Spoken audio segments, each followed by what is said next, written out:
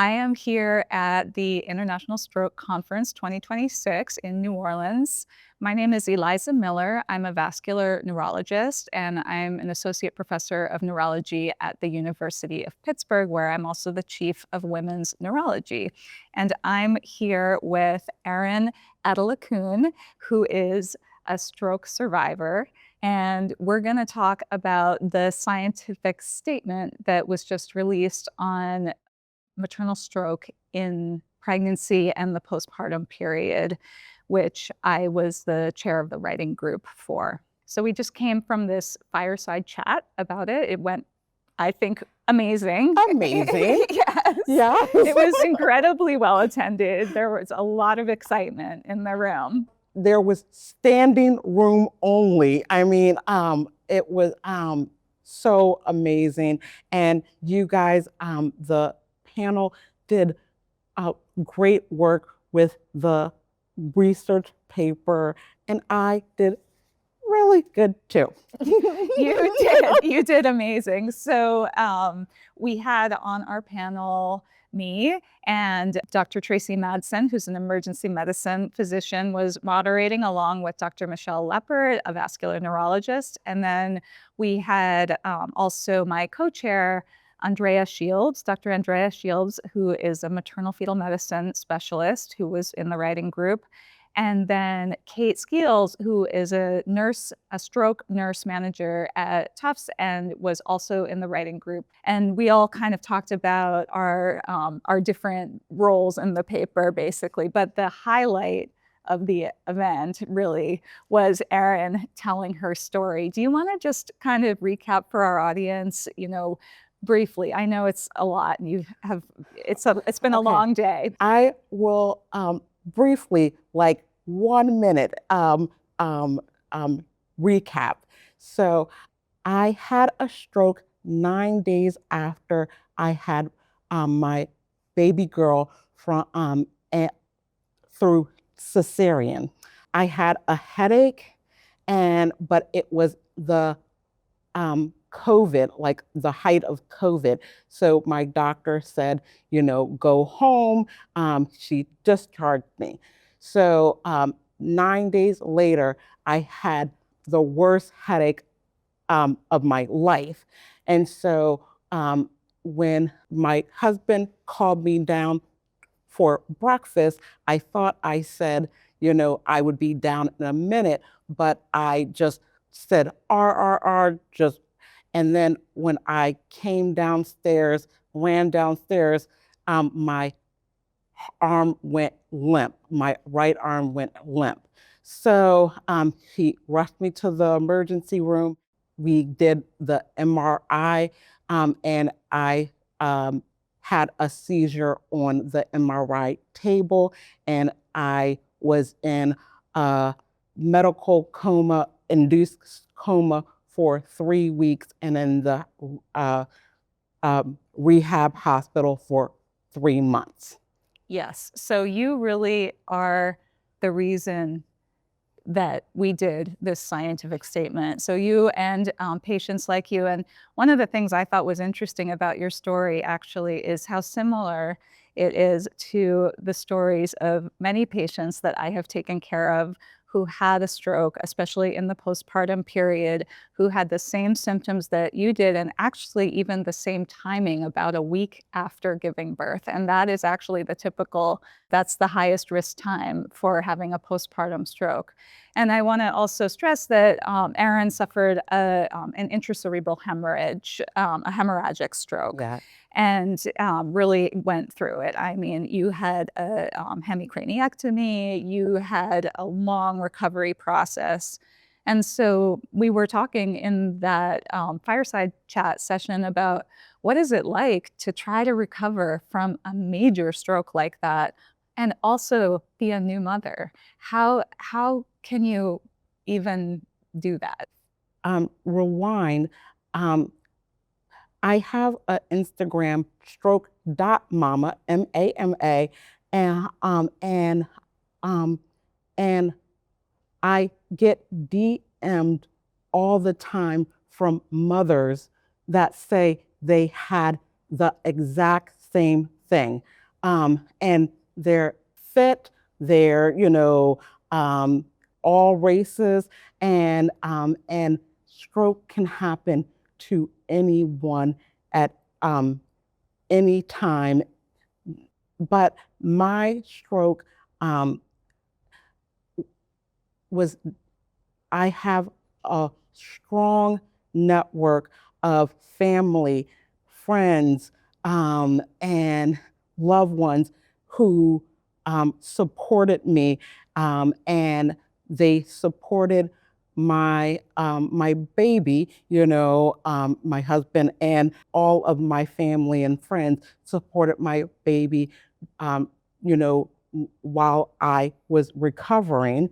But two things were so um, paramount, where a community, um, the stroke or brain injury community, and um, and a psychiatrist. Yes.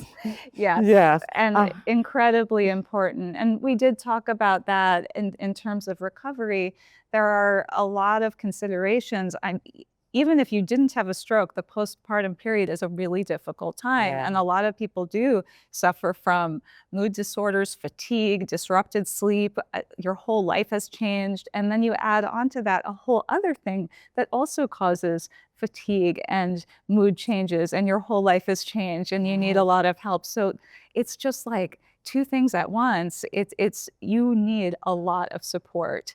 So I think it was just amazing to have your voice there. It was really well received. People were really moved by your story. So I really want to thank you for that. In terms of, some of the highlights of the session, we talked a lot about blood pressure, which you also mentioned, Yes. and that the importance, if you want to prevent a stroke in a pregnant or postpartum woman, probably the single most important thing is to have the blood pressure under control. So that's a big part of the statement. We also talked a lot about treatment and how do we handle it when someone comes in having a stroke who is pregnant or postpartum, and who needs to be there on the team, who needs to be, on the phone if you need them to help you make those decisions if you're the doctor in that situation. Yeah.